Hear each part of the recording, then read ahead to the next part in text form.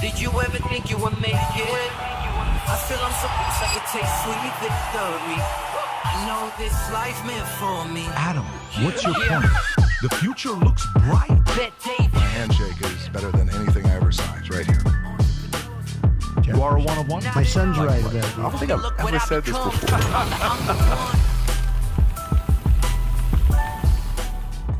All right, gang. So, Rob, episode 639. Great to be with y'all. We got a lot of stuff to cover here today. We got some dark money being sent to Democratic influencers, which is very interesting. Paying them $8,000 a month. This is a New York Post story. And apparently they came up with a list of some of the names that they're speculating. Correct or not, we don't know. Obviously, we have to discuss the tragic event that took place with the transgender Minneapolis shooter exposes the spiritual warfare in America.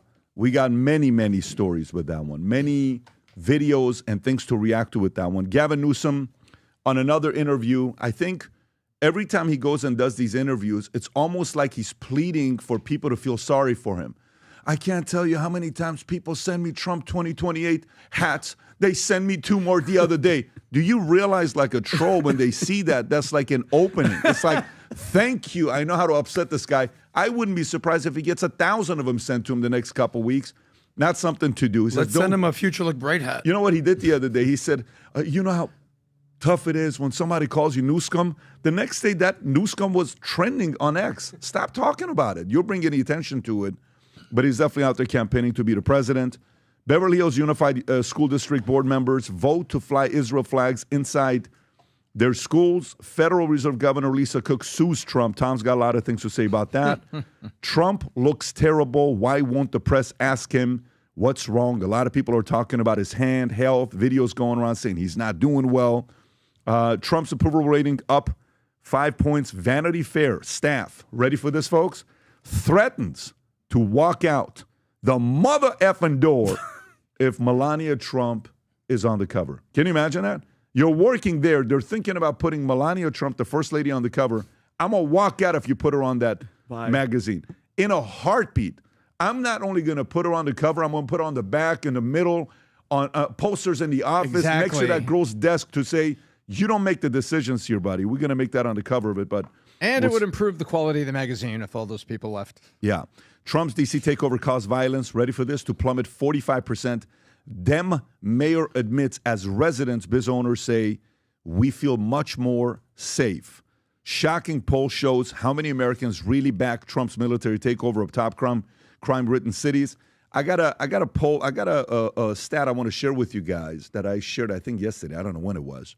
A couple days ago when I shared it about, Rob, if you have that one, mass shooting rates by demo from 2015 to 2025, and it breaks down Native Americans, Hispanics, whites, we'll get to this, Black, Asian, trans, non-binary.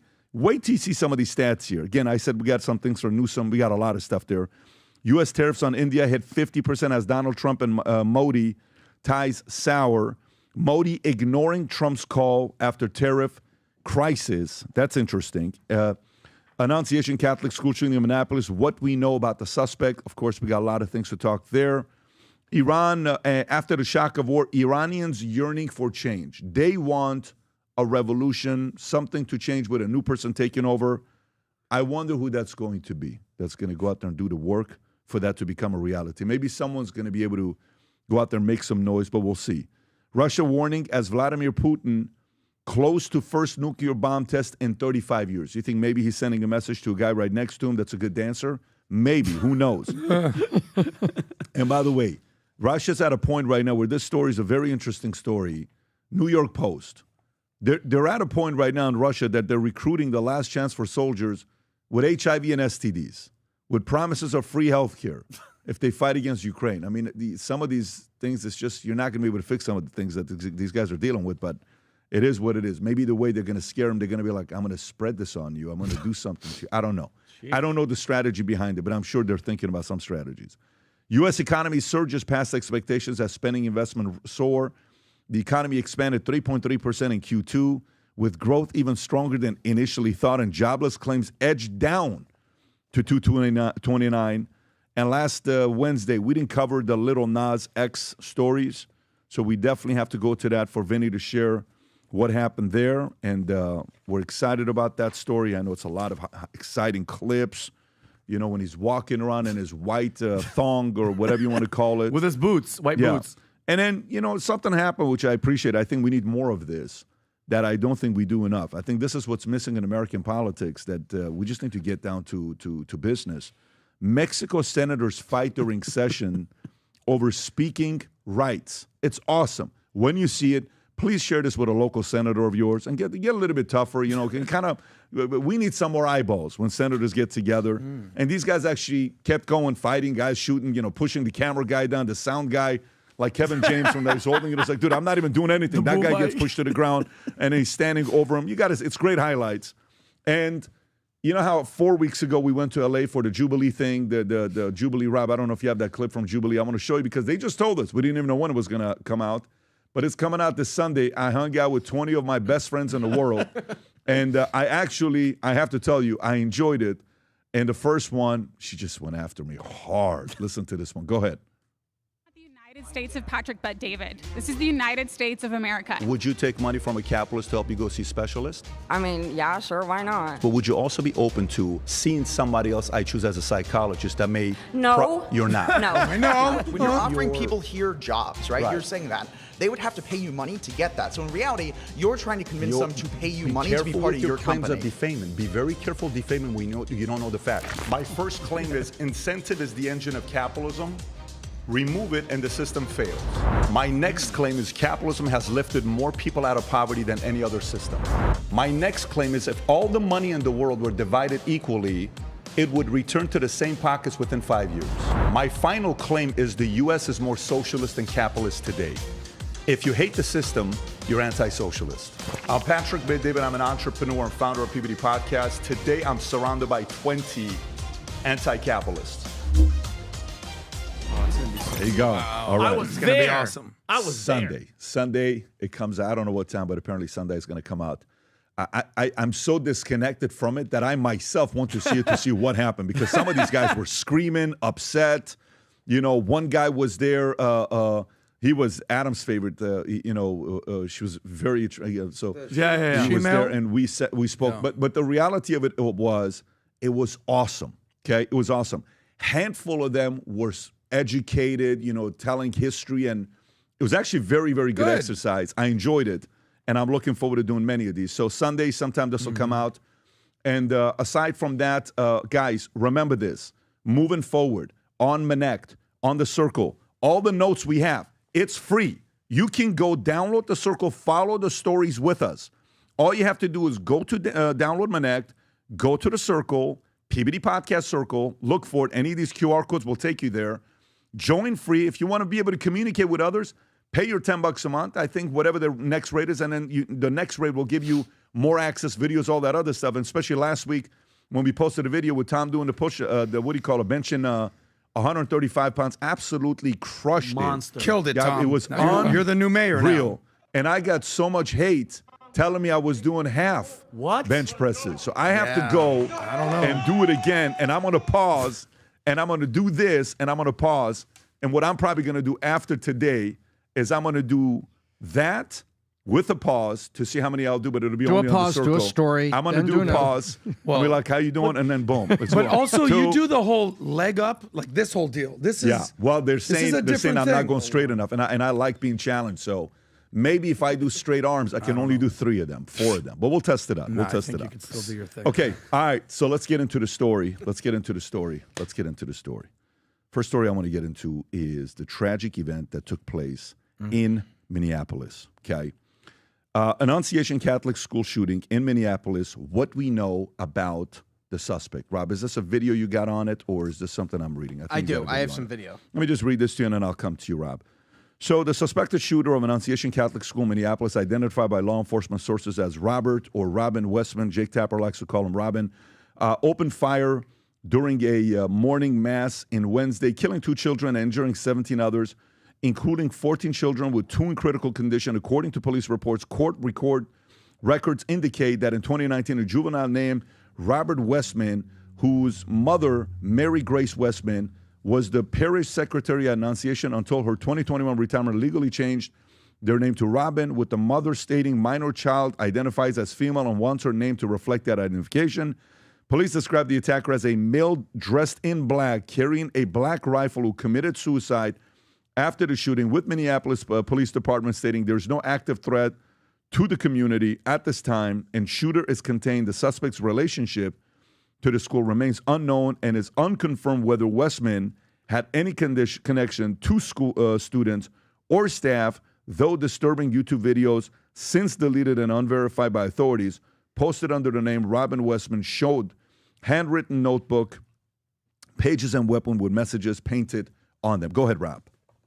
The Minneapolis Star-Tribune, just as another piece of the puzzle as to who the shooter was, the Minneapolis Star-Tribune says, according to court records, because there's been some confusion about what the shooter's name was. Yes.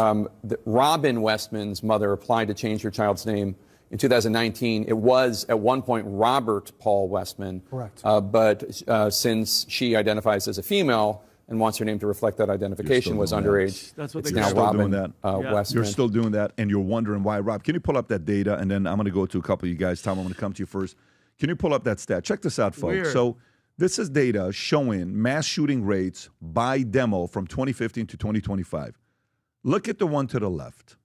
Trans, non-binary is the highest. Then it's Asians. Then it's blacks. Then it's whites.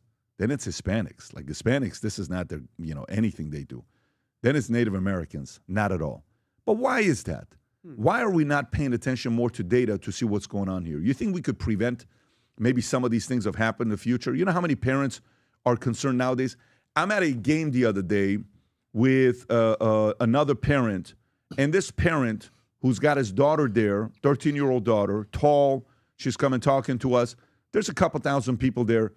The entire time he's looking on, hey, look at that guy. Who is that guy? Do you know that guy? Why is that guy walking around? Why is this guy doing this? He was so paranoid the entire time. I said, what's your concern? And he says, what do you mean, what's my concern? Are you not worried about all the school shootings that's happening? This was a week ago. Now this happens. Parents are truly worried about what's going on because they don't want to see something like this happen at their school. Tom, your thoughts on this story here? So I have a couple different thoughts. My wife is a teacher, and she's at a school here in Fort Lauderdale. She does training every year, lockdown training. God bless the entrepreneurs that are inventing new devices that are helping, that are quick locks and things to help contain schools and things. But we talk about this every year. And there's two elements here that anger her and anger me. And the first element is the way the Democrats handle this. And I'm not making it political. I'm just describing. The playbook: find a victim, politicize it, push that victim against conservatives as being absolutely, repressed. And trans is the new victim.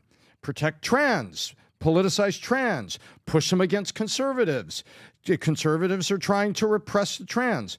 Well, look, that may be a tremendous effort of change that happened in 1968 with civil rights legislation when it was needed. Now you're finding made-up victims, and we're not getting to the root cause. There are some people who are trans that really are sexually confused and are peaceful people, and they don't know what's up, and they feel this way, and so they want to be this. There's other people. The data is in. The data is here. That there is a number of people, and it is a significant percent of people in the trans community who are trans and talk about it, friends of trans talk about it, that say there's something going on, that there's something deeper and emotional and troubling. The data is in now. In Tennessee, it was a trans shooter. Now in Minneapolis, it was a trans shooter. This is bothersome because you see it in the people. They need help. They need assistance and need people to come alongside. They don't need the mom right now refusing to cooperate with authorities on interviews. Right now, the mother of the shooter, this morning, 2 different articles I read, is allegedly refusing to cooperate with authorities and ask questions as they are trying. The shooter's gone. The shooter took his, referred to as her by identification. He said, I'm identifying a woman. So Robert, identifying as Robin, took his own life. He's gone. But they're trying to get to the mother. They want to talk to her, not in her moment of grief. They want to understand this. The police, this is like FBI profilers. They want to understand what's going on here. And we as a nation, the media is flying, absolutely staying in lockstep with the liberal Democrats. Find a victim, politicize it, push it against conservatives. They are the ones repressing it. No, in this case, that's not what's going on. We have data, and in the trans community, we need to come together as a nation and say, wherever you are, if you're troubled, you've got things going on, you need help. And then parents, as the ones that were prosecuted in Michigan, have to lock up their weapons. There's a responsibility there. But gun control is not the full answer here. You've got people that need help. Yeah, when you're seeing stories like this, that's what? That's a magazine called Eugene Weekly, Pat. And look at the subliminal message. Are you triggered? And they put, as the Trump administration attacks trans people, some queer folks are armed and ready to push back. That's what the playbook. The hell are you talking about? Conservatives are repressing you. You need to fight back. And what? Look at that symbol. Like, what are you trying to say, bro? Bro, because that's a bro. Mumat, like, what are you talking about? Or do they know what's going on By in the their way, can you minds? get to They know that they're one troubled. video I sent you, Rob? This is a video of, say, the trans guy, the famous trans guy on TikTok. Get angry. Oh, yeah. Have you seen this guy? Oh, that guy scares the hell out of me. Get angry. That guy's scary. Yeah, can you play, I think that, this is the one. Oh, my God, this is so scary. Listen, look at this. Angry. Oh, God. Go out, buy a gun. Jeez. It's okay to be angry. Oh, my God. Get out of my face now! If you try to stop me from going into a woman's bathroom, Excuse me, it's ma'am. be the last mistake you ever make. It is ma'am. Find that anger. Just because. Hey! Harness it to do good in the world. These are the things that guy drew up? Yes. Killed those kids? Yep. This is what the female. This anger. Done, man. We can just make a This is not comedy. These are troubled people that Anger need is help. probably my primary source of motivation. You want to call me sir again? The thing is, you don't have to leave. You will lose your bed. For everything that I do. Cut that out now, or you'll go home. That's when it first started. It was a call to action or a call to arms. It's sir! Sorry, man. Sir! You want to fucking call me?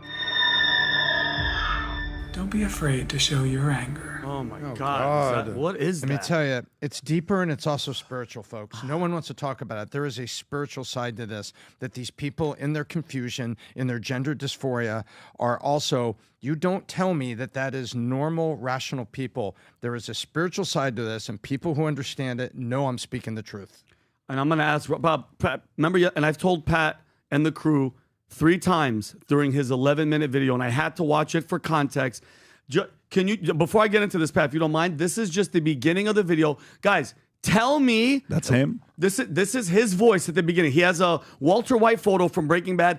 By the way, his normal voice is like this, and I've got goosebumps right now, Pat. Tell me how demonic and possessed this voice is. This is the video he did before he went on shoot. Listen to this voice.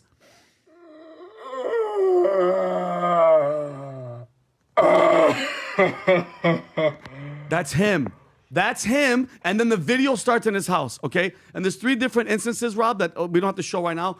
But I want to say this right now. This is what makes people transphobic, okay? Not your identity, but the fact that you clearly have a mental issue, and then it manifests into killing innocent people, innocent children praying in church. That's what makes me transphobic. Not because you want to call yourself Sarah and you were born John, all right? And this guy, by the way, the mom co-signing, and look about this wasn't random. And listen to the mentality, guys, of how lost and confused this kid is. These are quotes from his manifesto. I only keep the long hair because it's pretty much my last shred of being trans. I am tired of being trans.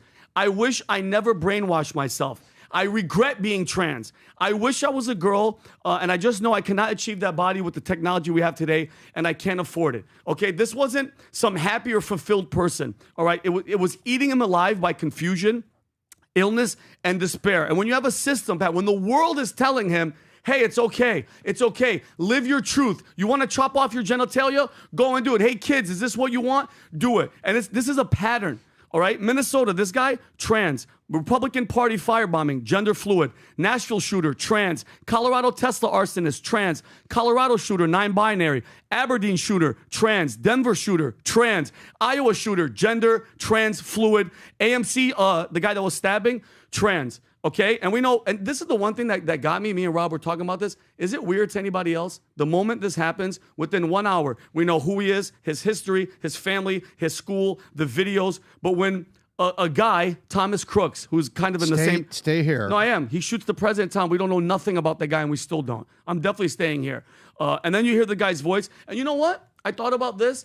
It's not their fault, okay? It's not this trans, confused, mentally ill person's fault. It's the media, okay? It's academia, and it's politicians who don't say, hey, you should stop. They promote it, Tom. Like Tim Walz, the Minnesota's governor, has turned his state, he turned it into a sanctuary place for kids to receive trans medical services. And he bragged at making Minnesota a safe haven for trans people. And Pat showed a chart. I'm just done. Guys, I am done enabling. I'm done pretending that this is just another lifestyle. It's not. They're mentally unstable. They need help. They don't need us co-signing. They need actual psychiatrists. They need people to help them, not co-sign their freaking delusion. And the LGBT community, this is the T. The T's have single-handedly dismantled the progress that gay people have made to gain the public's trust. Shame on them. And all these guys that are, all these fake politicians saying, Pat, dude, save your thoughts and we don't need thoughts and prayers. Right. Shame on you. Yes, the hell they do.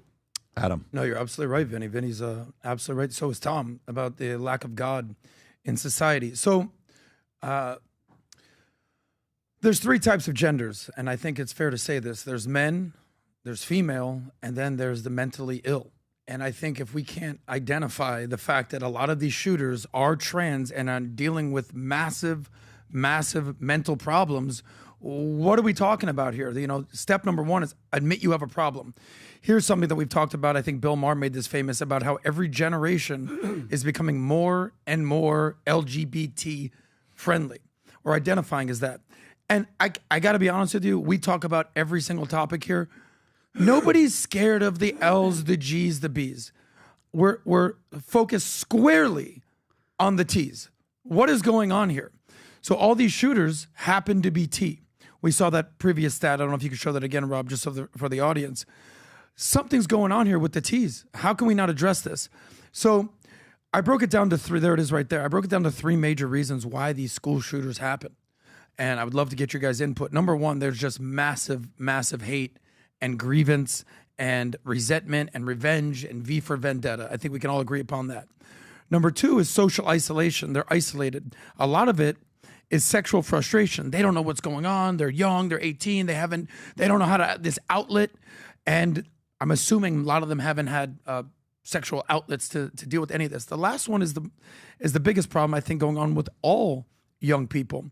It's a lack of meaning and purpose in your life. We covered this the other day about people don't have meaning anymore. They're looking for meaning. A lot of times you find meaning in community or in religion or in God or in family.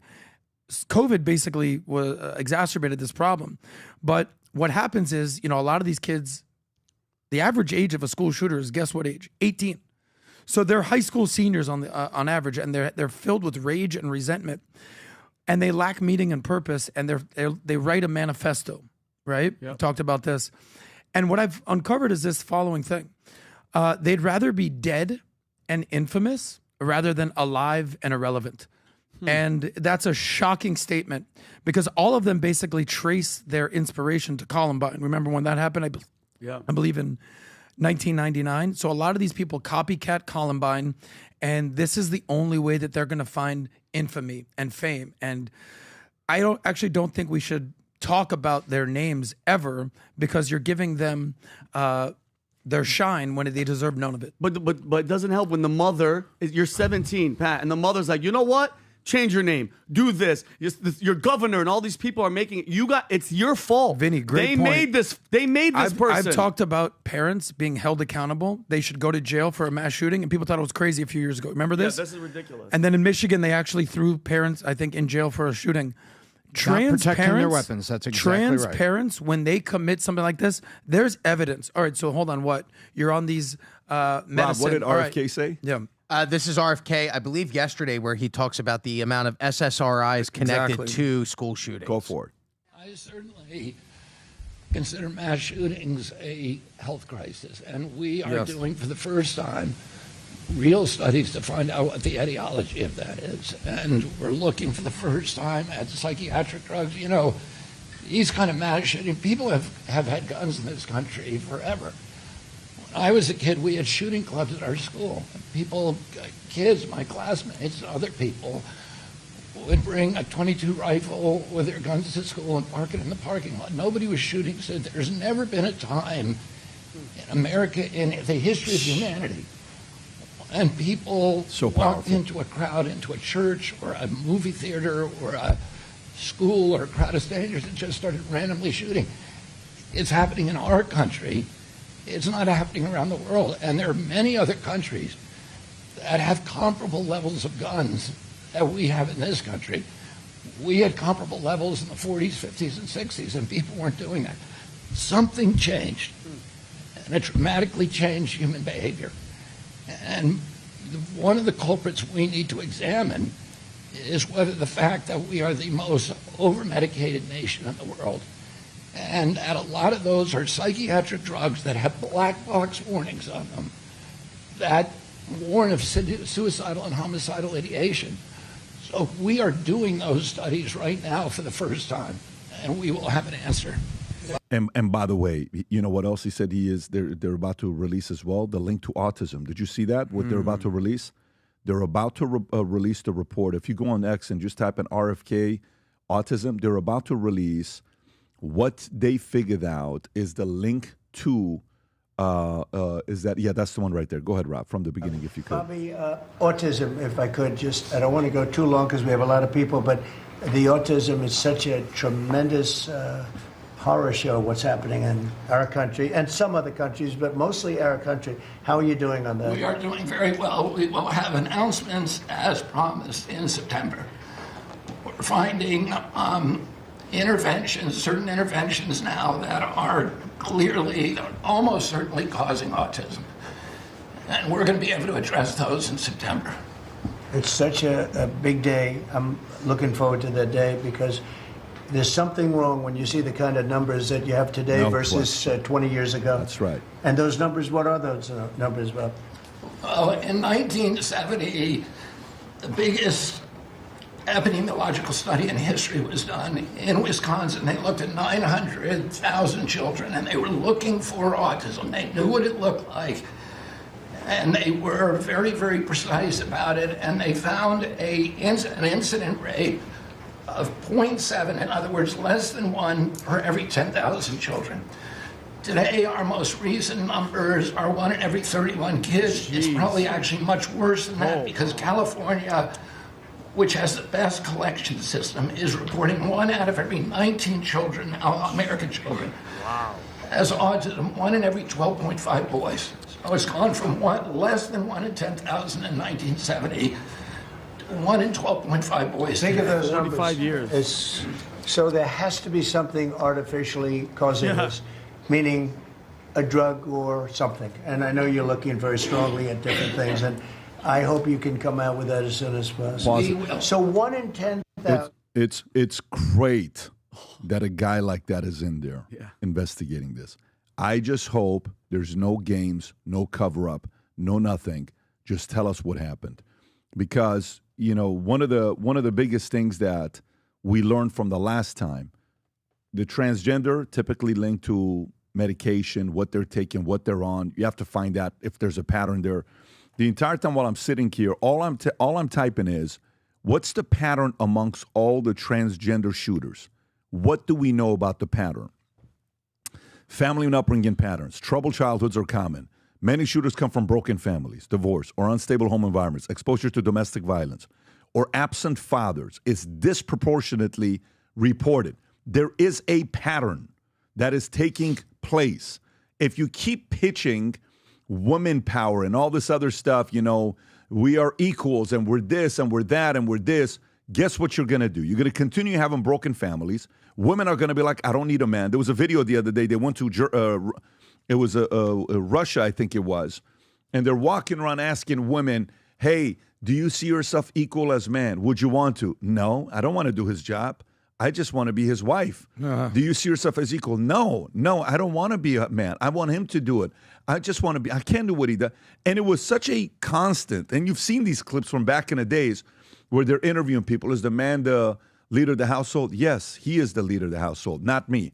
So if we continue going this direction, these patterns are going to show up. I'm glad there is a logic in the White House that's going to get to the bottom of this to see exactly what is taking place with these different issues. Let me get to the next story here that I got. Rob, can you pull up a couple of the clips with Gavin Newsom? So you know how a lot of people are wondering, they're asking the question, they're saying, is this guy posting the tweets or is somebody else doing it? Who is posting it? Who's sharing these things? I'm trying to find out. Is it really him? And people are like, no, it's probably him. Democrats are like, no, it's probably all him. He's doing such a great job. Well, he finally was asked about it. And look what he said. I don't know if you guys have seen this or not. Rob, go ahead and play this clip. Go for it. Personally approve the press office tweets that go out from your... There is a little... we have a kill switch. Yeah. So to the extent that I don't kill it, then I guess How many do you kill? Less every day. Oh, God. So now we know. I'm not doing it. Those are not him. Of course not. Somebody else is doing it for him. It's not him doing it. Other guys are sending it to him. By the way, while he's there, there's a few things that he said. Everybody knows right now. Guys, just get ready. You're going to see this face 24/7 in 2027. I just want you to get ready. 27, 28, it's going to be nonstop. This is going to be the Democratic candidate. Pritzker is constantly trying to get in there. Pritzker, in my opinion, is going to be the Jeb Bush, that he's going to get all the money, like the $140 million, and then this guy's going to come up and be the candidate that's going to fight. Now, it may be different. Pritzker may have the momentum. Something may come off with this guy in embarrassing stories, but how many more embarrassing stories are going to come out than you hooking up with your campaign manager, your best friend's wife? This guy, the amount of stories that's going to come up with this guy is endless. But this is him complaining about, Rob, is this the hat situation? Yes. Watch this one here. You're not saying you think Republicans are going to stop it. I don't think Donald Trump wants another election. Oh, God. Nobody clap. You think for a second you want... I have 24 Trump 2028 hats. He's about to get 1,000. His folks keep sending me. And you think he's going to run again? No, He's mad. Who spends $200 million on a ballroom at their home and then leaves the house? What? He's trying to say the ballroom he's building. By the way, go to the ballroom at the White House, Rob, if you can show the clip. They're building a ballroom at the White House. And he's saying he's building a ballroom to not leave the White House because he doesn't want another election in 2025, in 2020, whatever, 2028. That's the ballroom they're talking about at the White House. Nice ballroom. Beautiful. That many other presidents will be able to use. And Dana just confirmed that the UFC is going to be there. He flew back from the event. So Trump's trying to bring something else to the White House that maybe we've not seen before. You know, he's bringing a complete different level. Is this the one about the... This is Caroline Levitt talking about who's funding the ballroom because it's coming from Trump and donors. Let me Everybody, see it. yeah. Before we get to questions, I do have one other announcement from the White House and from the President. We are proud to announce that the construction of the new White House ballroom will begin. For 150 years, presidents, administrations, and White House staff have longed for a large event space on the White House complex that can hold substantially more guests than currently allowed. President Trump has expressed his commitment to solving this problem on behalf of future administrations and the American people. The White House is one of the most beautiful and historic buildings in the world, yet the White House is currently unable to host major functions, honoring world leaders in other countries without having to install a large and unsightly tent approximately 100 yards away from the main building's entrance. The White House State Ballroom will be a much-needed and exquisite addition of approximately 90,000 total square feet of innately designed and carefully crafted space with a seated capacity of 650 people, which is a significant increase from the 200-person seated capacity in the East Room of the White House. In recent weeks, President Trump has held several meetings with members of the White House staff, the National Park Service, the White House Military Office, Is there anything and else? That's a United 3-minute States Secret clip. No, that's it. That's it. Okay, sounds good. Yeah, so you got a lot of other things that's coming up. You know, Trump doesn't want another election. You know, Newsom talking about it sickens me to the core. Back to back to back. Is this another one, Rob? Or no, I can get that. Sickens me to the core. Yeah, it sickens me to the core. Just nonstop. So we know the guy's campaigning. Tom, when you're seeing these types of exchanges, you know, 24 Trump 2028 hats. You know, somebody else tweeted for him. Are you still in the same mindset, Tom, that Pritzker is going to be the leading guy for the Democrats in 2028? Oh, what I've said is the DNC wants Pritzker, and Pritzker is the guy in the Midwest. And I believe that's what the DNC card they want to play. I think they're worried about Gavin Newsom in Texas. I think they're worried about Gavin Newsom in Florida. And I think Gavin Newsom is going to discover that there is life on the other side of the Sierra Nevada mountains. And as much as he's getting momentum through rage and anti-Trump and rage, and he's getting a lot of followerships, he's getting a lot of attention, I still think that the DNC want to put their number on it. But I think he's campaigning, and we're going to deal with 3 years of this. Yeah, he's not going away. He's not going away. Oh, no, he's not going away. Adam, he's going to be in all those primaries. But I wonder, is the DNC going to South Carolina him? We'll see. Well, you know, we just talked about the shooting in Minnesota, and I'm going to tie it to basically what California has done to America. You know, Minnesota is the California of the Midwest. And what California has done is they've exported all their weirdness and their dysfunction and their failed policies and their high taxes and their Holly weirdness, and trans is the new trend, and it's seeped its way to the rest of America. You know, America, you know, as proud capitalists here, we've gotten a lot richer. GDP is up massive. Everyone's, if you own any assets, richer and richer and richer. At the same time, there's a weird thing going on in America where we're all fatter, sicker, dumber, woker, gayer, lonelier, and depressed than ever. Speak for yourself. So that's I'm doing better than ever. I don't know. Are you lonelier than ever? Not me. But the reality is, whatever you know, they say that politics is downstream from culture. Now, culture kind of comes from Hollywood and movies and social media, and look no further than California of where it kind of happens. And make no mistake, look at what's happened in Minnesota in the last 5 years. This is where, don't forget, COVID, George Floyd happened, all the riots that were going on there. Tampon Tim, we know that. He couldn't identify what a woman was. This is where Ilhan Omar and the progressive Islamist extremism of the Somali community that is basically taken over. You have a weak, ineffective governor like Jacob Frey, who probably prays to a guy named Gavin Newsom. It's a disgusting thing to see a great American city like Minneapolis, and they're taking their lead from the disgustingness that comes from California. What an amazing state that has basically been wrecked by Newsom. I did it because Rob did it for all odds. I did it for just the Democrats. Gavin Newsom is number one right now, Polymarket and election betting odds at 31%. AOC is number two, Pete Buttigieg, Wes Moore, Shapiro, and Kamala, and Pritzker's not even in the top. Go back up, Rob. Go back up. What Dwayne you had The there? Rock Johnson. No, the one above it. Zoom in a little bit. Josh Shapiro, Donald Trump Jr., Whitmer, Obama, Ron DeSantis, Haley. Nikki Haley. They got AOC as a number two for the Democrat frontrunner for. That's crazy. She's formidable. Yeah. She's formidable, but she's going to have a hard time with some of the states, and Tom's right. Newsom was on track when he was going a little bit more to the center to have a shot, but he missed out. You know, he went so aggressive. Look, Kamala was the leading candidate for Democrats. She lost 7 states. Yep. Okay. So the same swing strategy. States, you mean, yeah, right? Swing states. The 7 states that, you know, Pennsylvania, what was it, Arizona, name them. Yeah, Georgia, Arizona, Pennsylvania, it takes less time. Yeah. Michigan.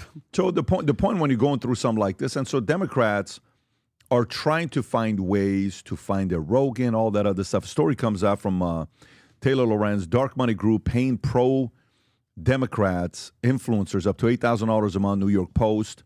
What's the story, Rob? This is... do you have a video on it or no? It's just a story. Just a story. Okay, let me read it. A secretive dark money group tied to the Democratic Party, the 1630 Fund, is paying online influencers up to $8,000 a month through their course creator incubator program to disseminate left-leaning talking points with participants including Olivia Juliana, the Gen Z activist who spoke at the 2024 DNC convention. Lauren Pierta, a former Playboy executive, turned to Occupy Democrats YouTuber. Barrett Adair, who runs a viral American... Do you know these people or no, Rob? I don't know any of them. Viral American Girl dot-themed meme account. Susan Lambert, who styled herself as a Regina Georgia liberal. That is a Mean Girls reference. Ariel There's our girl. Fedor. There she is. Ariel Fedor, who is a Southwest teacher Airlines. with 1.4 million TikTok followers. Sandra Jennings, TLC reality star and older brother of trans influencer Jazz Jennings. Weird. David Pakman, host of YouTube show. Oh, our boy. Pakman's on this list? Oh, weird. But Pakman's got a couple million. Why does he need $8,000 a month? Pakman, okay, so along with Leigh McGowan, better known as Politics Scroll, so Assistant 31 told the Post that it is a fiscal sponsor of Chorus, receiving donations on Chorus' behalf, providing operational administrative support, but it is not the original source of financing, and the fiscal sponsorship model is common across philanthropy and in compliance with all laws. Is that what this is? Rob, do we know anything else about the story? That's all that I know right now. It said how many people were involved? 90 of them? 90 influencers were expected to join. Go a little bit lower, according to Wired. Go a little bit lower. So that's Pakman right there. Lower, lower, lower. Is there, let me see what it says. Some bulk at the group chanting influencer debating the terms. One pro-abortion creator, Perry, would have quipped, I believe we are in stage 5 acceptance. Aaron Parnas, Gen Z influencer, once hailed the Gen Z. Walter Cronkite is reported to have told the colleagues it was take it or leave it. The program's secrecy clause was deliberate. It avoids a lot of public disclosure that you see on political ads. Wow. A lawyer of Chorus, for Chorus, said in a Zoom call with creators, according to Wired, your names aren't shown up on reports filed with the FCC. Well, he was wrong. Go a little low, Rob. So they were thinking their name wasn't going to be on the list. Now it is. That's not good. Okay, so why is this not good? Tell me why this isn't good. Well, I mean, they're paying them, like when it's dark secret money, who's paying it? Is it a specific candidate? Is it a campaign? When they say Democratic Party, it's like, who is it? I'm just curious to who and who's leaking. Who's leaking the story? So what's the difference between this and the Russia thing that they were paying people $100,000? You know, Dave Rubin's name was on there, and a couple other people's name was on there. Yes, you remember that list I when think it it's came kind out? of the same because, like, when they say dark money, Pat, Yeah. where is it coming from? Who's paying to influence these people to use their influence to? Because if I'm a Democrat, you know how I'm arguing this? How cheap are you guys? You guys are so Republicans cost money apparently. If you want Rubin, you need $100,000 or Tim and these guys. These guys are like for $250. They're interested in. So these are the names from Chorus. Chorus is a creator nonprofit organization dedicated to expand their reach. Of course, is recruiting, training, and supporting independent online voices and building the next era training. See, that's the part I have a problem with. Go a little bit lower. What does training mean? Go lower, Rob. Go lower. That's Okay. as far as you Can you go to the top that says get in touch? What does get in touch mean? It still stays there?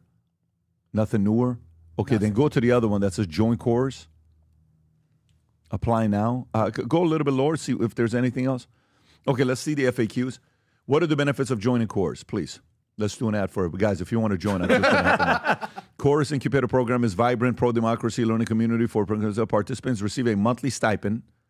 So they're open about it. They'll give support. Okay, go to the next one. Support Rob, and send mentorship. me this link. I'm going to sign up. Will I be paid to create content? Nope. Nope. Oh, They've noped.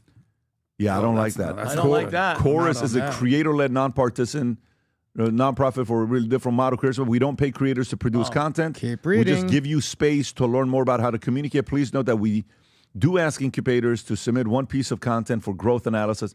Keep going. What is applicant to be part of the members? Okay, online applications, information. Your application is reviewed, 5-member panel. The top scores for, okay, go a little bit lower. Who funds us? There's a 501c3 plan with grassroots support from hundreds of individuals. Okay. All right. Can we find out who funds Chorus? Go last one. Will I be publicly listed? Your privacy and safety is top security? Well, you guys screwed up. Shit. Whoopsie. If you do apply, they're going to know. And doesn't this show you how the Democratic Party is in shambles? They're going behind closed doors, dark secret money. Notice how the Republicans have, it's just organic. The influencers are out there. They're out in the open. They're kicking ass because the Republican Party is. This shows you that they have to literally pay people like, hey, please talk positive about us. Yep. Make us look good because the policies and everything is right in front of their face.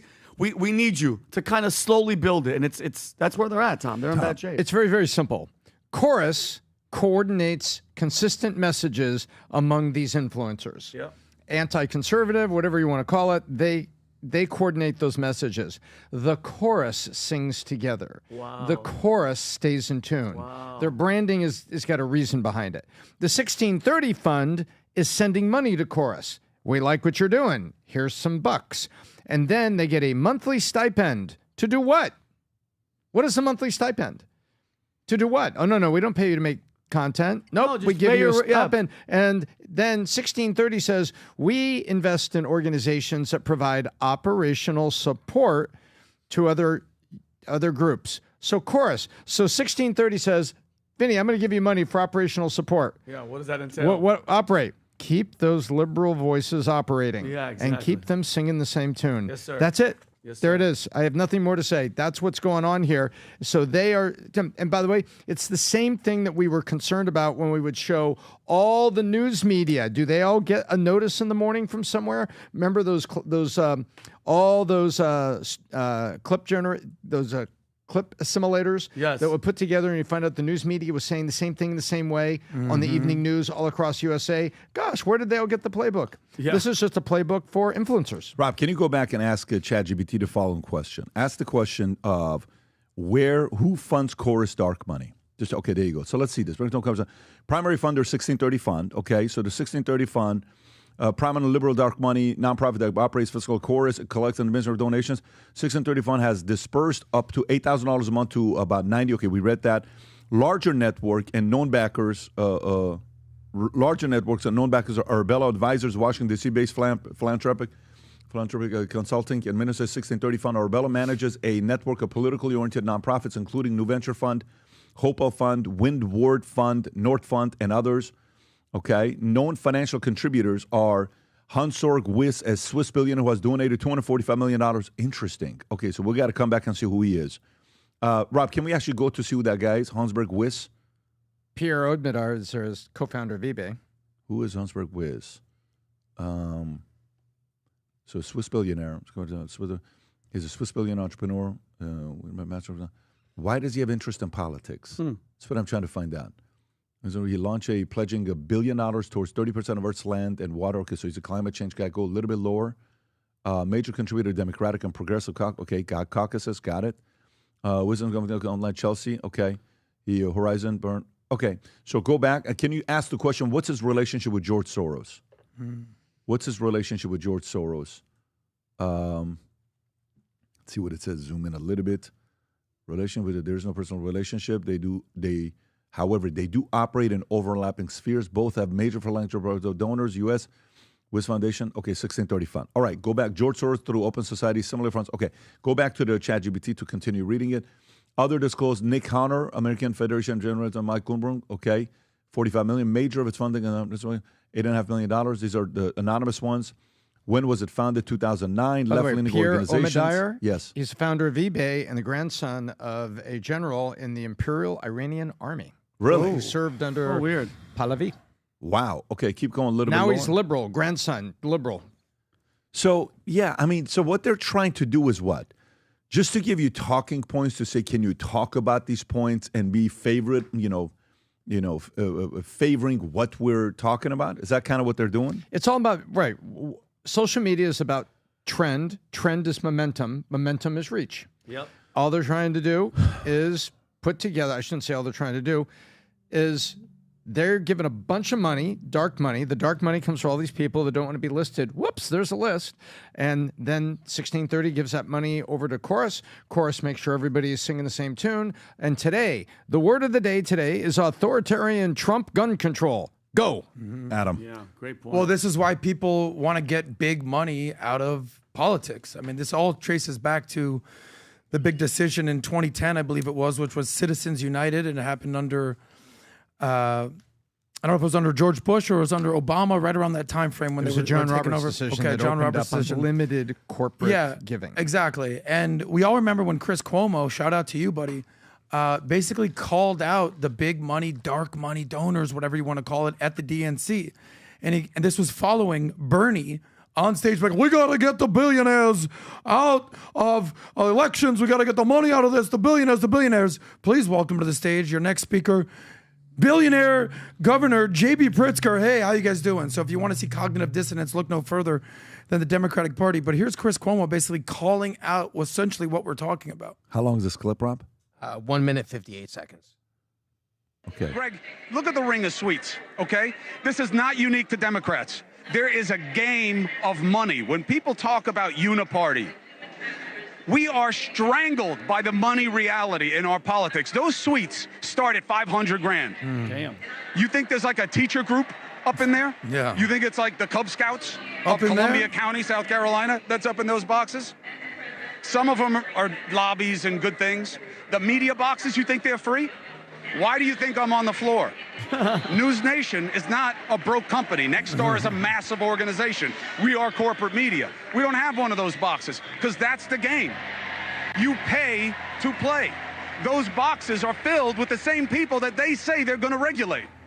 They are literally looking down on the faithful and being told, This is a we're going to clip break that's down going on to them. be We're around going to make them forever. pay their share. Rob, They pay- you can pause it right there. We played this clip multiple times. Great messaging. It'd be great to get rid of lobbying, but in able to do that, it's going to be a lot of fighting going on. But Tom, what would happen? Actually visualize 100% of lobbying is gone. The biggest one being Big Pharma. I think it's $350 million, whatever the number is. Take all the lobbying out. Pharma, real estate, insurance, APAC. Take every one of these guys out. What happens? Well, if you take the lobbying out of it, there's going to be a lot more variability in our elections because someone who's in the seat, who now has the people in their pocket, that's very hard to overthrow. It is very, very, very, very, very hard to defeat a U.S. senator.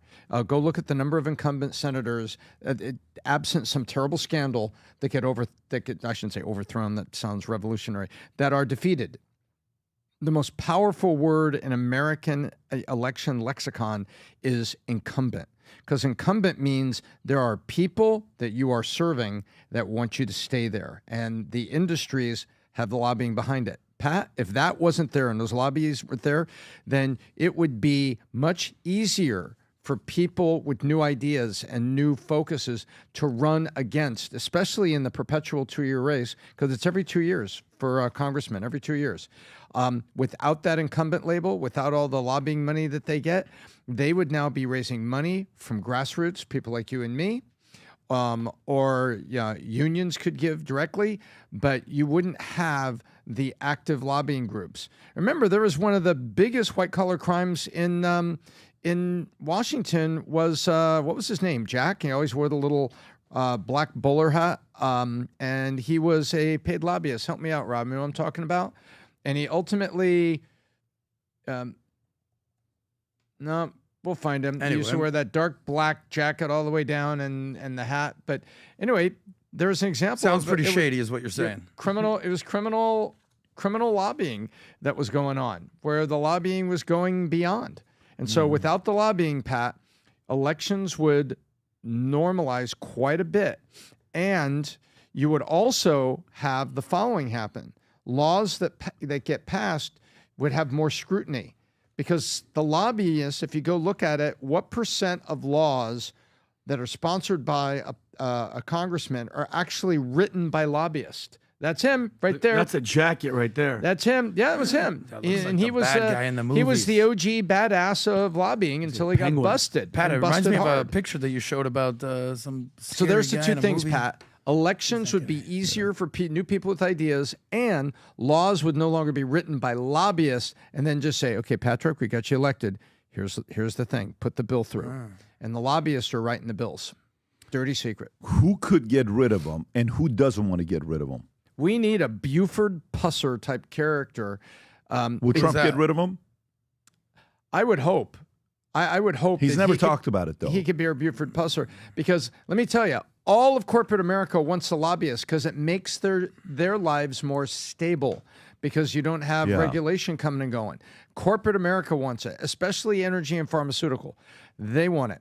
Who else wants it? The unions want it. It makes their lives more stable. Because in what way do they play a positive role? Is there anything positive that they play? Well, when you see parent groups joining, when you have, okay, I'll give you a great example. There is, I just blanked on her name. She's in Texas. She's a doctor that was anti-vax. She works at Houston Hospital. She has a very vibrant Twitter account. But she's been out there with grassroots people talking about... Mary Bowden? Yes, Mary Talley Bowden. And she's been out there with Citizens Group. There's an example of good. They have been trying to lobby and get their voice heard about, you're wrong about the vaccine. We have other data, but they get drowned out by the big money. And so small lobbying efforts, that have a cause, sometimes they get vindicated like They tried to cancel her how many times? And now she's been vindicated that her and all the parents and the citizens that were saying there's other data, please listen, please. They're pleading like little tiny voices in the night. This is an example. And now she's vindicated. They were like, you're gonna lose your medical license. You won't be practicing. And as soon as you lose your license, we're gonna go after you for disseminating fraudulent information. Well, guess what? Guess what? She did. She's vindicated. Yep. And now she's out there on podcast and on TV saying, and you'll see things, Mary, how did you, Dr. Bowden, how did you bear up under it? We knew we were right. We knew we had the data. How did you get through that fog? How did you move it? I had the support of all these people that agreed with us. We were doing it. And that's an example, Pat, of a good lobby. And now we find out that she was absolutely correct. I don't think lobbying is all bad. There's certainly pros and cons in it. Like, for instance, when I go to these Finseca insurance type conferences, we go to the Hill and try to educate our congressmen on the benefits of financial services and, using our expertise that helps the general public and representing interests. And all these groups are special interests. I don't have a problem with that. The problem when you can just, you hear they're bought and paid for, when you have so much money, whether it's the farmer groups, or whether it's big oil, or whether it's big war, you could buy these politicians and put them in your pocket, and then that's how you get crony capitalism. That's how you get corruption. So I don't know the happy medium of it, but it's certainly getting out of hand.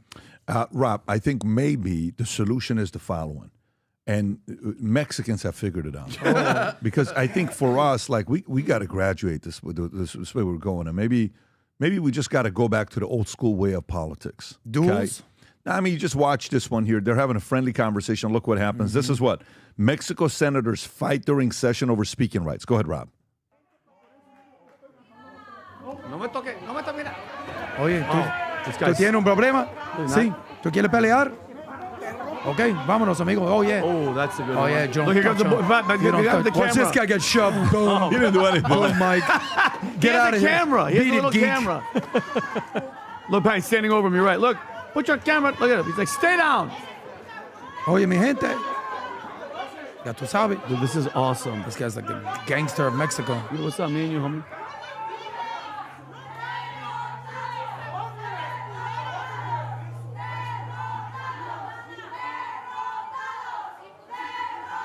And then afterwards, they're having beers together. And these are the civilized ones. These are the politicians. Wait till you get the Rob, do you have Taiwan the gangs parliament involved. fight? By the way, Mexico's her junior league. Let's go to Taiwan. You know what? Dana White, I don't need you at the White House. I need you on Capitol Hill. Yeah. Taiwan what? Taiwan parliament fight. Oh, December of 2024. I think a guy had nunchucks in this one.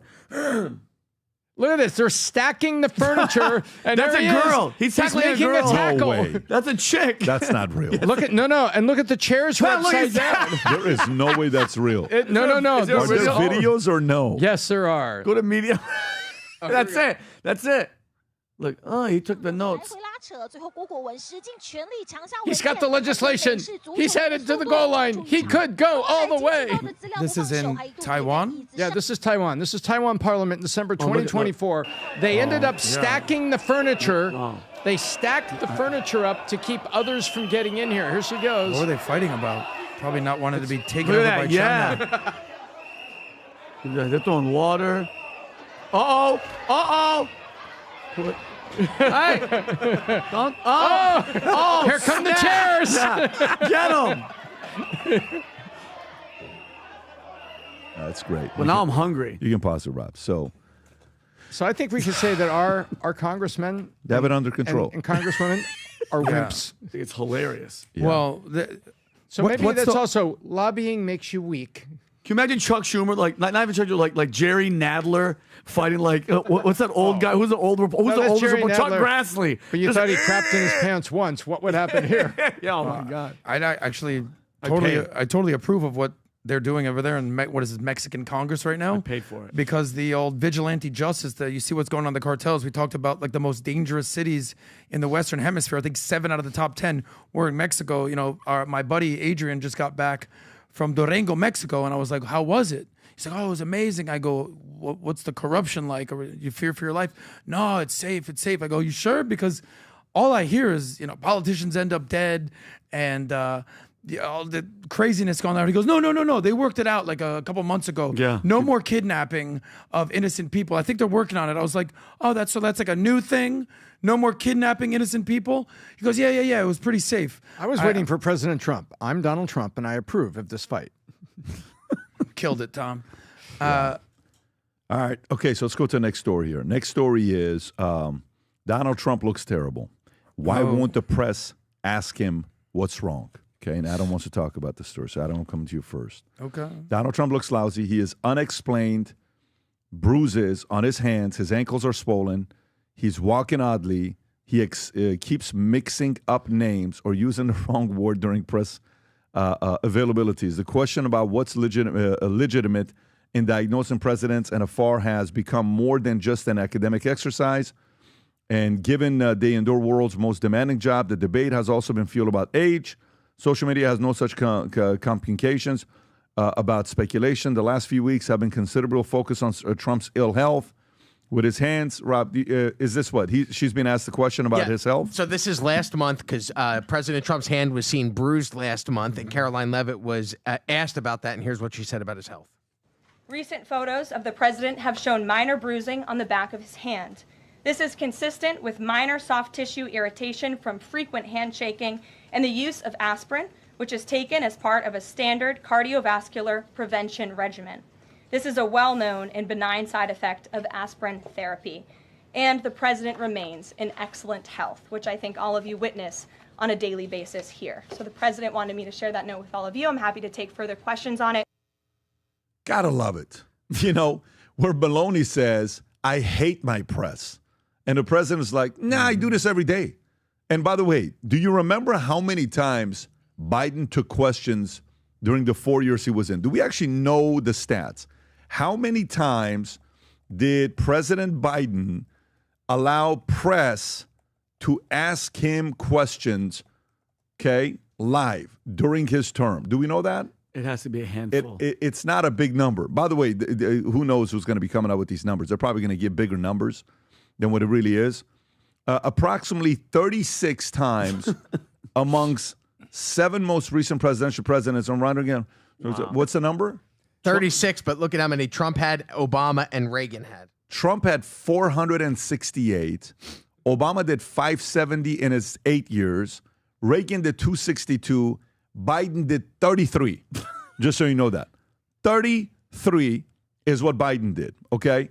What's the bottom one saying? The 588 only 500 Cuban second to only 664 Trump.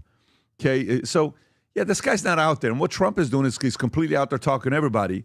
But Adam, what are your thoughts about this whole health scare that people are talking about? Yeah, well, Donald Trump is probably going to die. The good news and bad news, depending on where you feel about Trump, is it's not going to happen anytime soon.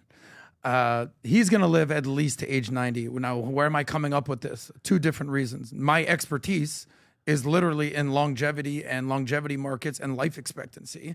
That's my industry. And then number 2, precedent. So with the exception, since 1980, talk about president deaths, with the exception of Richard Nixon, who died at 81, every single U.S. president made it to at least 90.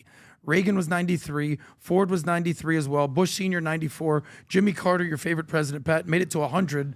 I believe he died last year, although Vinny preemptively thought he died much earlier. Biden is, 82, going on 102. We'll see how long he lasts. He's still there. Trump is 79. He's lean, mean, and orange. He's doing his thing. He's high energy. He's active. He's a fighter. He's a survivor.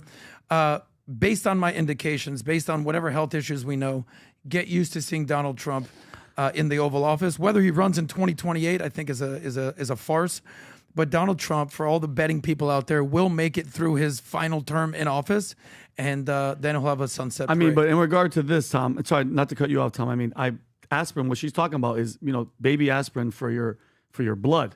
Like a lot of people, even my doctor's like, take a baby aspirin chewable at night before you go to sleep. It helps with your circulation. But it's, and I mean, let's be honest. He does shake hands, and he's aggressive when he shakes hands. That might be, Tom. Trust me, he's shaking my hand. Shake Tom's hand right now. Let's show him how it does it. Rip his shoulder out. Yeah, rip that shoulder out. President, but it makes Tom after those weightlifting. But you're he's stronger not. now. And I think you mentioned this yesterday too. It's not like, guys, he doesn't hide. He eats Big Macs. When you go on Air Force One, there's 9 Big Macs, and you have to eat it because that's all they have is Big Macs and McDonald's fries, and he drinks Diet Coke. And RFK sitting there going, I wish I wasn't in this photo. Yeah, exactly. But the only thing that it makes me laugh that the media is worried about him when for 4 years, Biden was falling upstairs, forgetting everything, shaking hands with ghosts, lost his mind. They didn't say, he was literally shaking hands with nobody, and they said nothing. And now they're like, oh, Trump is in bad shape. I'm going to be honest, though, but he doesn't look that great. He's in his 80s, like you said. He's eating unhealthy. 79, Vinny. Have a little respect. 2026 is going to be the greatest year of our lives right now. He's going to be 80.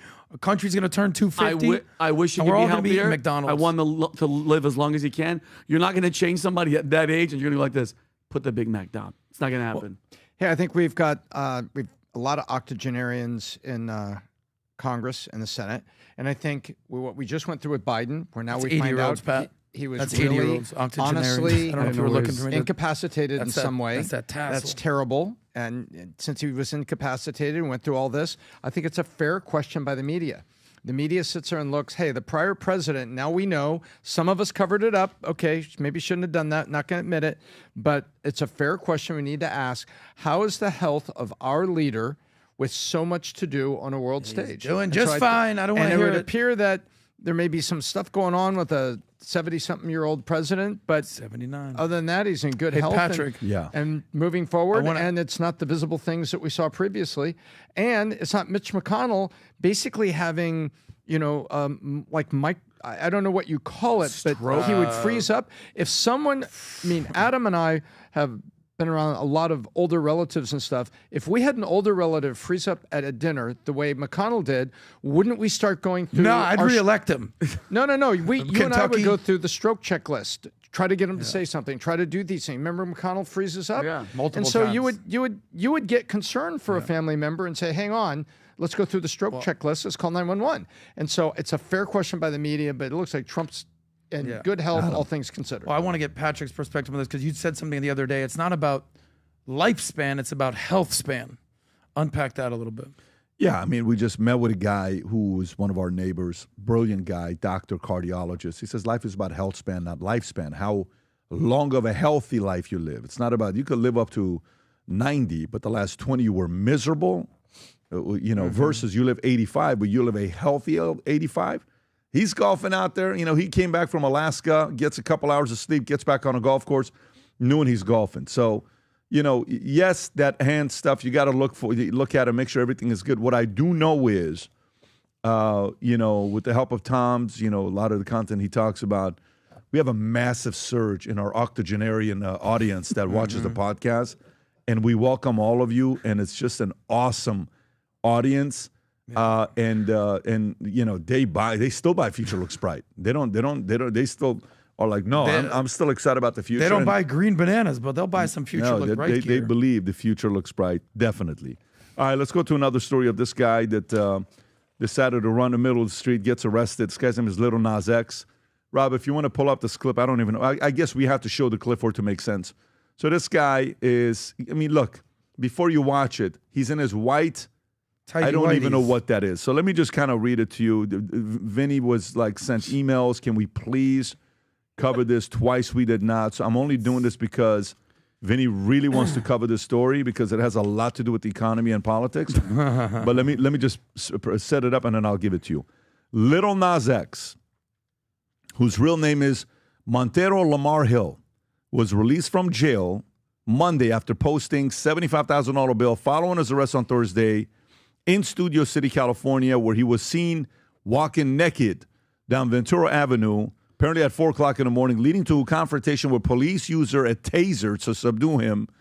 As reported by TMZ, he was charged with four felony counts, including 3 counts of battery with injury on a police officer and 1 count of resisting an executive officer with a criminal complaint stating he did unlawfully use force and violence and inflict an injury on 3 officers he reasonably should have known were peace officers performing their duties. LA County District Attorney Nathan Hochman, no relation to October Girl, stated attacking police officers is more than just a crime against those individuals, but a direct threat to public safety, emphasizing that anyone who assaults law enforcement will face serious consequences. The 26-year-old rapper, known for his 2018 Old Town Road, pleaded not guilty during his arraignment Monday. Vinny, tell us. Do you want to first show this clip? Well, yeah, this is it. And mind you, Pat, you know where this is. This is Ventura I know Boulevard. exactly where you know this exactly where this is. Can we, by the way, and they claim that he OD'd on drugs. Show this. Don't be late to the party tonight. Where at? You know where it's at. No, In go my ahead, pants. babe. No. This is what I do. No. Go ahead, babe. No. Didn't I tell you to put the phone down? Like, oh my goodness. Uh-oh, somebody's gonna have to pay for that. Da. You know exactly where this is. This is Ventura. This is Ventura. 4 o'clock in the morning. And that's hell. Fast forward, Rob. Okay, fast forward. You know that's California Pizza Kitchen. Wow. It's right there. That's a man right But there. no, fast forward, Rob. Boom. Is there There he any- goes. Boom. Everything looks normal to me, Boom. except he's not in a crosswalk. Nothing crazy, Pat. He's actually having Nothing So, unusual. do we see cops actually get in a police? no fighting, none of that. But there is a video, Rob, if you could find the aftermath. Why was he arrested? First of all, well, they said he was ODing, but guess what? Is this him? Yeah, this is. And like, Pat, just look at the spiritual, like, look where he's at. Could show this clip. This is after jail. Your girl is gonna be okay, you all. Your girl, okay? Oh, Jesus. Watch. Look at where he's at. Okay. She's gonna be all right. She's gonna be all right. Yeah. Okay. Yeah. Look at him. Shit. Look at him, Tom. He's lost. That was fucking terrifying. Look, Tom. That was terrifying. Yeah, look at his eyes, bro. That was a terrifying last 4 days. But your girl is gonna be all right. Something tells me that when he went to jail, he dropped the soap on purpose. Well. Here's my multiple thing. times, guys. And listen, I don't judge. I'm just my opinion, Tom. I know we were talking about the spirituality I'm thing, not which I wrong. want you to piggyback on, but that's not Yeah, drugs. piggyback. Was that a Tom? word Adam, can I intentional? please finish I'm sorry, the damn I'm just story? really excited about this girl. This isn't drugs. This is, by the way, I've been on drugs before. Nothing made me want to get in my underwear and white boots and go on Ventura. Yeah, but you're not flaming homosexual. No, I understand, Vinny. but Pat, that's not. You're under the cover. That's not drugs. That's something deeper. And a lot of people say when you get to the industry, right. you sell your soul. Adam, I don't want to say the Okay. name. We talked to a guy that said to us, Pat, by the way, this guy wasn't a Christian. He was at a house party, very talented guy, and he saw things, and he admitted to me he looked like he saw a ghost, and he goes, this made me become a Christian. And remember, guys, let's do a little backstory. This is the same guy that teamed up with CHF. Remember they made the Satan shoes? They were altered Nike Air Max 97s. They had a bronze pentagram, inverted cross. Do you remember these?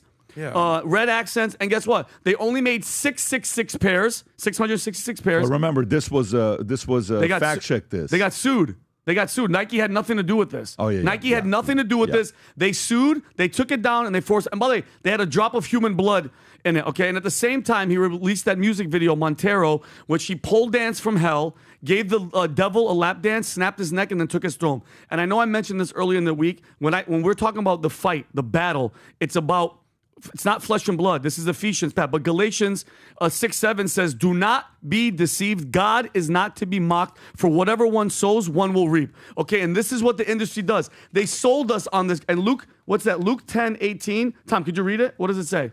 Luke 10:18. I saw Satan fall like lightning from heaven as he was banished. And guys, a lot of people go, oh, you're just connecting dots. And no, all these guys, all these industry people, they do this stuff. Remember Ice Spice was That's at not a Bible verse. That's a proof of existence. Yes, of Satan. That's correct? what they're doing. And then remember Ice Spice, she's in the booth with Taylor Swift. When the camera hits her and she knows, she does the devil horns and she picks up an upside down cross. And everybody's like, yo, you're crazy. They're just messing with you. And no, and this is them giving like credence and like respect to their God. And Rob, Bob Dylan, I know we showed this once, if you don't mind, Pat. Bob Dylan was asked by who? Ed Bradley? Ed Bradley, it's 60 Minutes, way back when, 60 Minutes. Yeah, he's asking him like, how do you keep going? You give credit to your industry, and look who he says he made a deal with. Go ahead. Why do you still do it? Why are you still out here? Well, it goes back to the destiny thing. I mean, I made a bargain with it, a long time ago, and I'm holding up my end. What was your bargain? To get where I am now. Should I ask who you made the bargain with? with the chief commander. On this earth? And this earth, and then in the world we can't see. Yeah. Okay, so guys, it's not like they're hiding it. It's in your face. I don't want to interrupt, but I assume that's the devil, but it could be God. I don't know about that. Talking like that, I don't know. My thing is this, Adam. I think these people like Lil Nas X, to go to the story, there's something that guy off. made a deal when with you the go devil, into for this sure. industry, you're lost. You're spiritual. And Tom, I know you want to say something about how people are turning in England from 18 to 24 to God, which I love, but there's still a freaking battle here. We're winning, but it's still ugly. Yeah, I don't normally mention specific books, but I'm going to mention one here, and it's Spiritual Warfare by Dr. Carl Payne. It's a very, very balanced book. Read chapter 2 with an open mind and just tell me what you think is happening here and is happening with people. This is not, I think that pastors that are out there that are doing, these fake exorcisms and these stage shows, I think that's a sham. But I think that people that fail to understand that our prayer life needs to include protection from the dark forces, that's a shame. If you don't see that and you look at the amount, people say, look how much Jesus talked about money. Well, you need to also look at how much he talked about spirit forces and saying these only go through prayer and fasting. There was the, in Acts, talks about the 7 sons of Sceva, and this priest, self-appointed priest named Sceva, will go around collecting money from people to say, I'll make the demons go away. I'll make the demons go away. I'll do all this. And they say this man that was overwrought, turned to him and looked at him, and he said, in the name of Jesus that Paul preaches, get out of him. And so in other words, he didn't have the belief. He's referencing Apostle Paul. Mm-hmm. And it says, the man looked at him and it says, Paul I have heard of, and Jesus I know. Who are you? Oh, wow. And basically he was saying you're unarmed. Yes. You are not covered by the Holy Spirit. You're unarmed. And it says he gave him and his 7 sons a massive beating, and they fled the house naked and bleeding. Yeah. And so, you see all that. And so Spiritual Warfare by Dr. Carl Payne, take a look at that. It's not about sensationalizing the devil. It's understanding that there are dark forces on this, which is why we need Christ. Well, this is a ChatGPT thing, but here's allegedly a list of famous musicians and actors who have, quote unquote, made a deal with the devil. This is ChatGPT. Check it out. Number 1 on the list is Kanye. Number 2, Jay-Z, Beyonce. Obviously, Jay-Z had a relationship with Kanye. Rihanna, Katy Perry, who jokingly said, I want to be the Amy Grant of music, and I sold my soul to the devil. Those are her words. Lady Gaga, Eminem, Lil Nas X on this list right there. In the acting world, we saw what happened with Heath Ledger when he played the Joker, and he literally got possessed by the devil. Apparently, Keanu Reeves is on this list.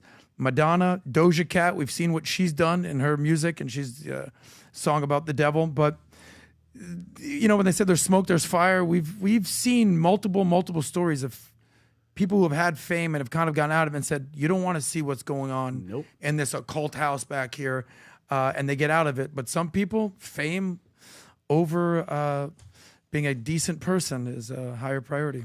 Well, there you go. That's Lil Nas X for you with what he's got going on. Folks, the basic premise of this message is don't run around in your underwear at 4 o'clock in the morning. On It's just not a Ventura. good idea. Yeah. I don't care what street it is. Ventura, Preston Hollow, Broadway, Main Street. Federal, Dixie, Rodeo. Don't do it. It's not a good idea. If you're going to run around your house, fine. Don't do it in the street. That was the main purpose there.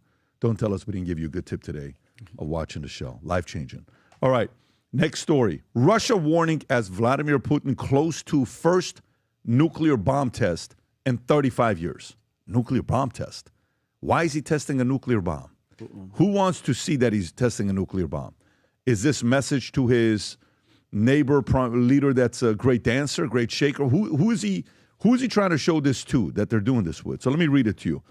Russia's getting closer to renewing nuclear bomb tests for the first time since 1990 in a former Soviet Arctic test site in Zavoya, Zemlya, Archipelago, and with military specialist Dmitry Stefanovich of the Russian Center for International Security and member of the Russian Academy of Sciences, warning we are closer to the situation than any point in North Korea since last nuclear test, referring to North Korea's test in September 2017.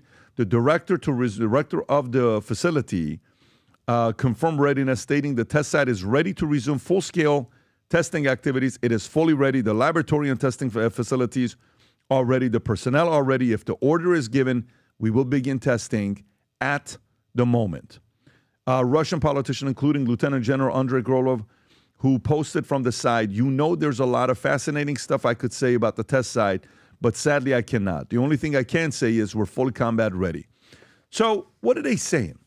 While that story's breaking and they're sharing that, another story comes out that Russia is trying to recruit soldiers with HIV and STDs with the promise of free health care if they fight against Ukraine.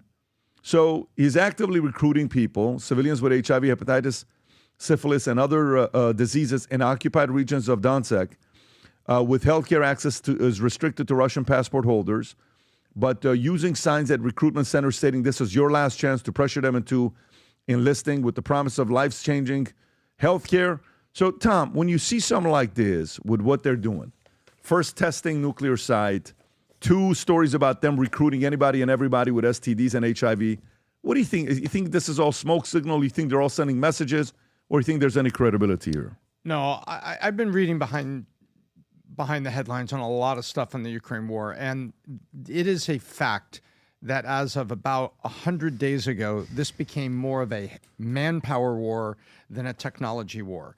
And that the drones that we're seeing flying around is not simply because of drone technology. It is in part. But the other problem is they're out of manpower. And we've seen the kidnappings and conscription that have been going on in Ukraine.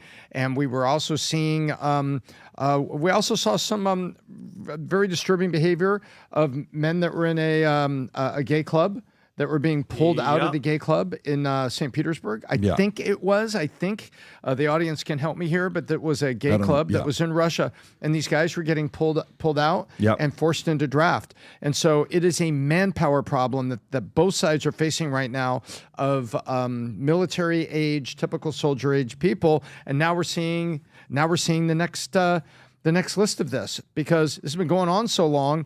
They don't have infinite populations of young people that are, joining the armed forces out of pride. They are having to basically enforce a draft. And when that's not working, they're having to kidnap on the streets, which Ukraine has been doing. We've seen the videos. How much, don't have exact numbers, but they've done it. And now you've got Russia, raiding a gay club, and now saying, look, if you're sick, you've got controllable communicable diseases, HIV positive, no problem. I'll give you free health care for life if you still have a life when you're done in the military. Yeah. Oof. By the way, while you're saying that, at the same time, Putin, Kim Jong-un are to attend the Chinese parade in a show of defiance against the West. So look at that team right there, folks. Kim Jong-un, Xi, and Putin are going to be together. Why? Maybe they're sending a message, okay? So they will attend a military parade in Beijing September 3rd, a week from now, marking their first public appearance alongside Chinese President Xi Jinping, with Chinese Assistant Foreign Minister announcing at a news conference that 26 foreign heads of state and government, including Belarus president, Iranian president, Indonesian president, South Korea National Assembly Speaker, will join with no major Western leaders except for Slovakia's Prime Minister Robert Fico will be president. The parade commemorating the 80th anniversary of Japan's surrender in World War II will feature Xi Jinping surveying tens of thousands of troops at the Tiananmen Square, showcasing China's advancement military equipment like fighter jets, missile defense system, and hypersonic weapons. The event projects a major show of solidarity among China, Russia, and North Korea against Western pressure, with Russia facing multiple rounds of sanctions since its 2022 invasion of Ukraine, described of Beijing as a strategic partner. And North Korea, former treaty ally of China under UN Security Council, sanctions since 2006 for its nuclear weapons and ballistic missiles program. Adam, what do you think with these three stories? Yeah, well, show me your friends, I'll show you your future. This is the gang right here. You got China, you got Russia, you got North Korea, you got Iran, you got Venezuela, and then just throw in whatever autocratic regimes align with these guys. On the flip side, you got our gang, which is the United States, and all the Five Eyes, which is Canada, UK, New Zealand. You know, you throw Israel in there, you throw these democracies where people actually get elected and they're held accountable by the people, not just autocratic leaders, thug-like leaders who just do what they want. That's the way of the world. So you know how they say that you are the sum of the 5 people you hang out with the most? This is their crew. This is the axis of evil. This is the axis of resistance. Not the people of these countries aren't necessarily evil, but the regimes typically are. How do you think Trump views this? That's what I was thinking. You just sat down with him. You had a good talk. We're doing peace talks with hopefully to end this thing with Ukraine. And then you go and you're going to go hang out with the Iran's president just right there. I mean, he has a relationship with South Korea, with Kim Jong-un, but that's North Korea, my bad. I think that's a spit. Isn't that a spit in the face? Like what you're showing your defiance to the West. We just sat down with each other. Yeah, but why would you think that there are friends? There's no indication that there are boys. No, I'm not necessarily say friends. As much as we're not fans of what Zelensky's doing, we're on Team Zelensky. We're on Team Ukraine. I know you don't want to admit it. I'm not on team that guy. No, I'm not on Team Ukraine. Our country is. Yeah, the country is. I mean, but here's my you're thing. American. But Russia, what we were told to hate Russia. I don't necessarily think he's a friend, but you just came here and we're talking peace. Now you're going to do a parade going, hey, we don't like y'all. Like, it's counterproductive. What the hell are we talking about? Putin is a former, what are those 3 letters that he's former what? KGB? KGB. You trust KGB, not me. You down with KGB? My whole family. Tom, is there anything here? Or this is just a ceremony that they're paying support to? Yeah, I think it's a ceremony they're paying support to. I mean, we met Robert Fico at a Turning Point event. He was a guy that was shot 5 times, I believe, and survived. That was 50 Cent. Slovak? No, I think He's Robert the 50 Fico Cent of was Slovakia. shot several times in an attempted assassination during election season. And we have South Korea's National Assembly Speaker, Woo Won-cheek. So, it seems like that there's some people from the yeah, that's him. And look, that guy was shot several times during an election, attempted assassination, and he made it, and survived it. And so I think and by the way, he's a friend of the U.S., and he's sitting here at Turning Point USA. We met him. Yeah. And so I think there are some people that are there, okay, I'm being invited to this, I'll go, because they're having a gathering. It would be different if it was just the 3, China, Russia, and North Korea, standing doing a missile test, sending a missile that's next over the end of North Korea toward Japan. That would be annoying. But right now, I think they're getting together for this parade. The people that like each other are there, and there's a couple people from the rest of the world that are coming there, basically pay their respects. What do you think, Pat? What do you think is going on with all this? I think you're the same way like he's talking cards. They're trying to say, hey, we're unified. And we're also a pretty strong unified group for you to be paying attention to. China and Russia being unified, and Iran, those 3 countries are on our top 5 enemies list. If you think about it, China being number 1, Iran being probably number 2, Russia being probably, I don't know, They're in the top 5. So I think if you were them, you'd probably do it as well. If you were them and you are representing them, you'd probably hold this meeting to use as a leverage point that we're unified. Yeah, but I don't know if it's going to make the relationship better or not. And a part of it, maybe even in the meeting with Trump, he may have said, hey, I just want you to know, I'm going to be at that September 3rd meeting with China. So, these are things like, don't read into it. I've been committed to that for 2 years. Okay. I've been committed to that for 6 months. Who knows? I'm just saying. Yeah, it could be. But some of these things, you've made commitments that's not like, when you're at this level, they didn't just add this to the calendar last week. Yeah. This is like, how you calendar things out a year in advance? Yeah. These guys calendar things out 3, 4, 5 years in advance. They're world leaders. The average person doesn't understand the calendar of a world leader. So I'm not expecting everybody to understand it. Okay, so let's go to the next story. I want to talk about the economy. Tom, so U.S. economy surges past expectations as spending investment roar. U.S. 3.3% in Q2 with growth even stronger than initially thought. And this is a story by CNBC. Rob, I think you have a video on this, if I'm not mistaken. But I'll read this, Tom, and I'll come to you.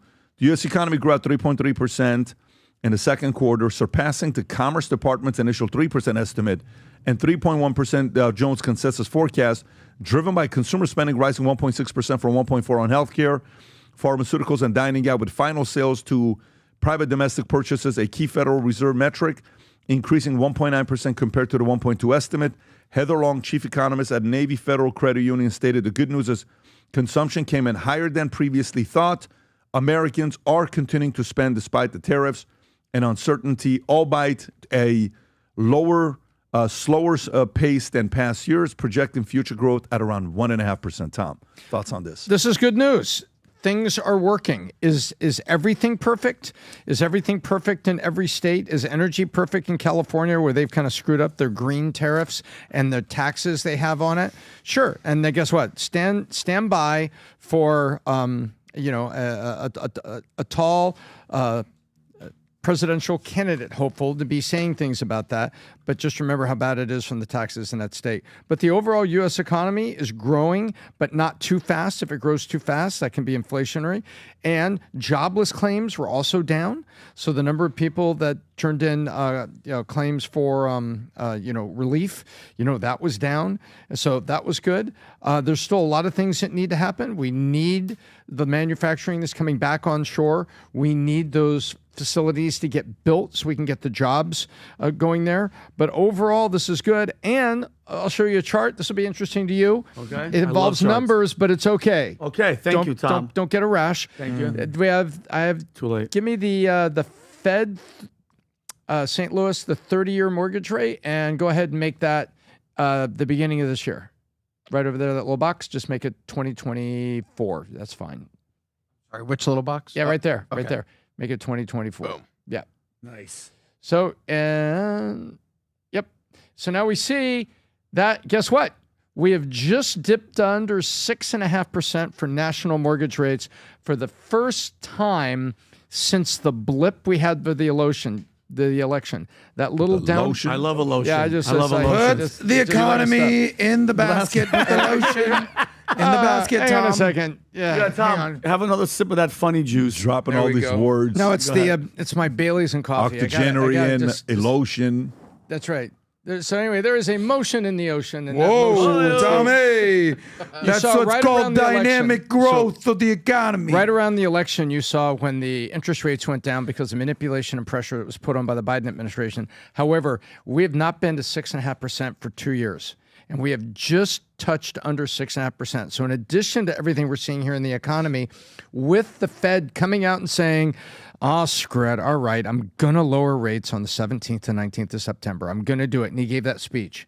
And he says, I've been waiting for inflation from tariffs. And this is what he said, which doesn't appear that's going to happen. So in other words, that was the Fed saying, I think there's going to be inflation from tariffs. Well, you know what? I've been waiting long enough. It doesn't look like it's going to happen. So rather than just saying I was wrong, and there's a lot of good I like about Powell. There's a lot of good. He's had a steady hand.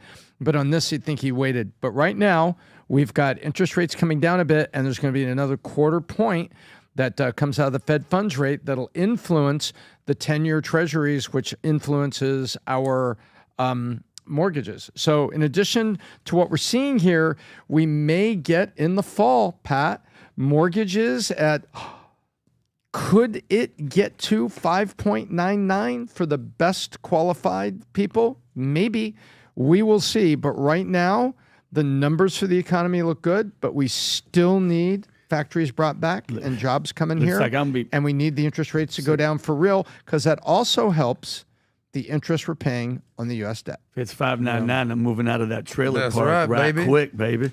Well, the American economy right now, it's almost like the old book, Tale of Two Cities. It was the best of times, it's the worst of times. And during COVID, we learned something about the K-shaped economy, about the rich are getting richer and the poor getting poorer, and basically the wage gap that's going on right there.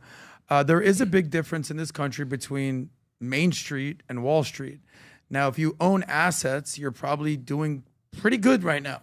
Assets are inflated, whether it's crypto, whether it's the stock market, whether it's your housing prices. But if you're not invested and you don't own appreciating assets and you're just the average guy out there, I understand why it's very frustrating. The Main Street guys out there, wages are not up big time, and you're not really participating in what makes America incredible, which is the stock market. So save that money and start investing is what I'm saying. There you go. Okay, gang. Well, it is Friday. Weekend's around the corner, and we are officially, to be exact, how many days away from the vault, Rob? Ooh. We are officially 10 days away from the vault. I cannot wait to see all of y'all here. The event we had Wednesday night here was ridiculous of people being here. I gave it a couple tours.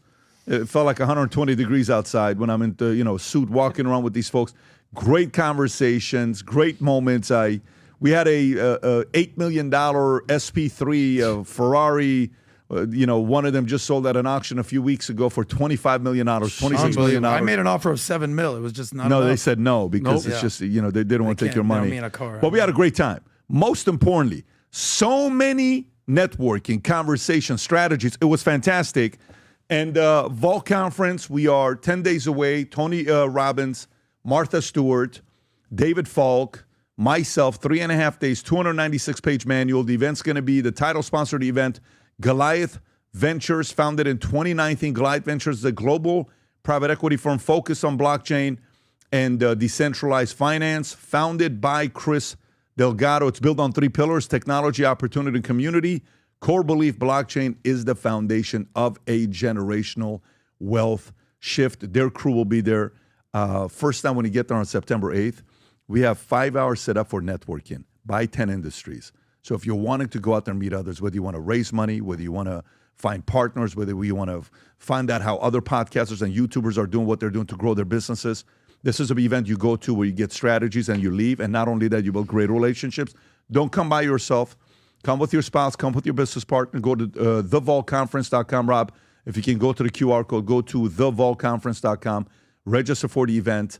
We look forward to seeing all of you guys there in the next 10 days. Having said that, have a great weekend, everybody. Take care. Bye-bye, bye-bye.